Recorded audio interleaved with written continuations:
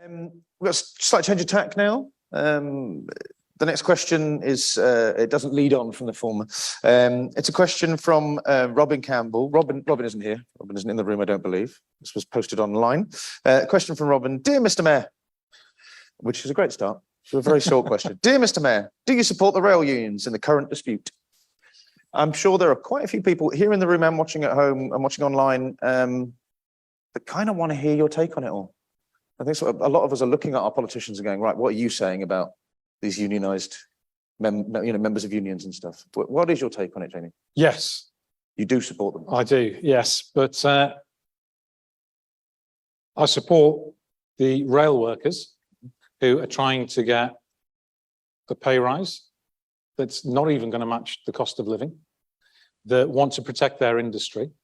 But there's a question of, in the same way that I support the Ukrainian people, I don't support the war in Ukraine. I don't want there to be a war. It would be better if there wasn't a war.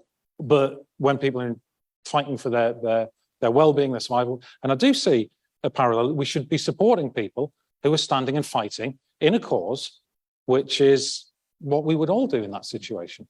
So yes, I do support them. And I was on the picket line talking to the RMT members yesterday about this. Now, I sit on the Transport for the North Committee and the Rail North Committee. The Rail North Committee is the one where there's political oversight on the train operating companies and the franchises. So I know the CEOs of these companies. I've met with Andrew Haynes, who's the chief executive of Network Rail. In fact, we had a meeting in my office about how we were going to collaborate on transport devolution just a couple of weeks ago. They all agree with the rail union. They don't support the strikes, obviously, but they agree that the government should be investing properly. We were promised in writing by the government that we would have the Northern Powerhouse Rail. And then when the integrated rail plan came out last year, it wasn't there. We have the ridiculous situation that 70% of the train operating companies are owned by foreign companies, in many cases by foreign governments. They're making a profit. So it's us as rail passengers paying for that. The profits are coming because the workers aren't being given cost of living pay rises. They're not wanting more money, they're just wanting the same as they've got in real terms. And that money is being used to subsidise foreign countries. Now, I've got no objection to the people of Germany having a great transport system. I just don't think we should pay for it.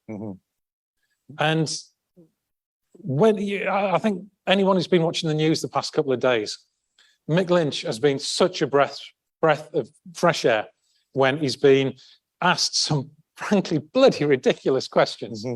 You know, my favourite is when Kay Burley's asking him 6 times, but what will your members do if people want to cross the picket line? He says, well, we'll ask them not to cross the picket line. Oh, but he said, well, and he just turns around and he says, what do you think we do on a picket line? Look, there's one. Weren't you paying attention in the 80s? Yeah. Where are you in the 70s? This is what a picket is. Indeed. It works. So there's a reality here that underpins this, is that the railway workers are being squeezed. And 2,000. And I think it's important to note that we're talking about railway workers across the whole railway industry. A lot of you hear the argument. These are cleaners, train drivers get paid 60 grand a year. Why do they need more money? They're not fighting for more money for train drivers. They're fighting for more money for cleaners. Well, indeed, and train drivers are in ASLEF, not in the RMT. Exactly. But the managers are going to be balloting for a strike in the TSSA. Unite are balloting for strikes. The teachers' unions are balloting for strikes. The criminal barristers are balloting for legal action, for industrial action.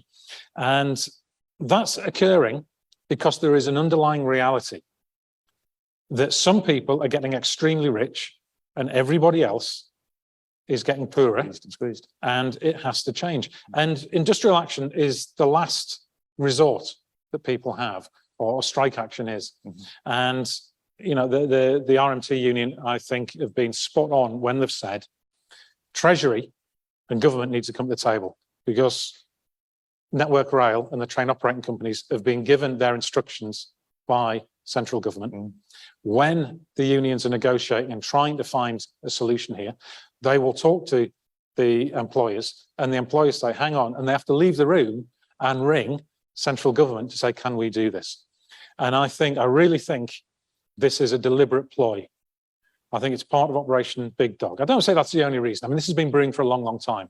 But I do think this particularly confrontational approach by central government is got something to do with the 2 by-elections occurring today. I wouldn't put it past our current Prime Minister to create a summer of chaos and then say, right, who runs the country, me or the unions? I think most people at the moment, we know what the answer would be. But this confrontational language, trade unions improve health and safety in the workplace. They improve industrial relations.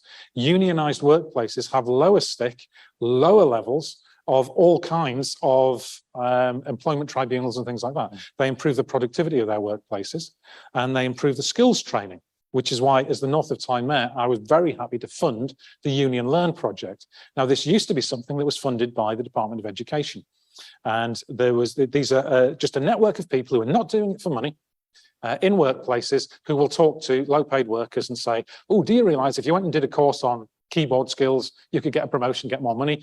The employers are happy because they've got someone who knows the business, but can then fill that next level up without having to go and recruit someone and all that disruption of someone having to learn the business.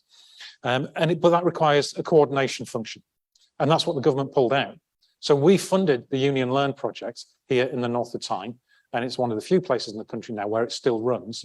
And workers have an opportunity, in conjunction with our trade unions, to improve the benefits for everyone. Every pound we spend on that has a £13 economic benefit. So I do support trade unions, and this myth of union barons, well, it's the robber barons we should be worried about, those billionaires increasing their personal wealth piles. Absolutely.